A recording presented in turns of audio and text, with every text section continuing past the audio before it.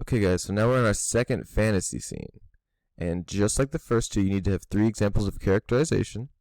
You need to have contrast, so your fantasy scene should contrast your reality scene. And you need to have something that triggered your second fantasy scene. So something that happened in your first reality check that bleeds over and comes into your second fantasy. So for me, it's the words all of it. If you remember in my first reality check, Mr. Smart kept asking, what part do you not understand? And the students kept saying, all of it, all of it. So in my second fantasy, the words all of it are going to be used a bunch, but they are going to be used in a very contrasting way.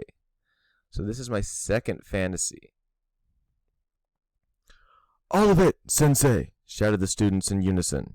Very good, grumbled Sensei Smart as he walked barefoot across the dojo, his white kimono and black belt swaying while he surveyed his students with his one cold gray eye, his other eye hidden behind a black eye patch. And when I ask you to perform a task, how much of that task do I expect you to complete? All of it, Sensei, bellowed the students in a single booming voice. That is correct. And if on your way to complete your task, a dragon stands between you and tries to keep you from accomplishing your goal, how much of that dragon will you destroy? All of it, Sensei. Very good, replied Sensei Smart. That concludes the lesson for today. With that, the students in the dojo bowed deeply to their sensei before going about their various chores around the dojo.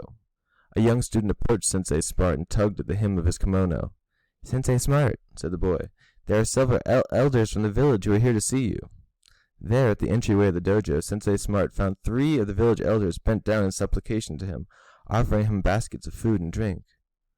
We have come to offer you our deepest gratitude for what you do to this village, said the oldest and wisest of the 3.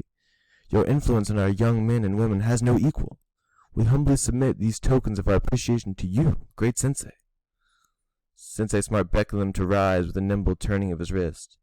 It is I who am honored to serve you. Keep your gifts. Your friendship is dear enough gift to me. The village elders looked at each other in amazement at the magnanimous gesture of the powerful Sensei. Thank you, my lord. Thank you, they said as they backed away, bowing incessantly.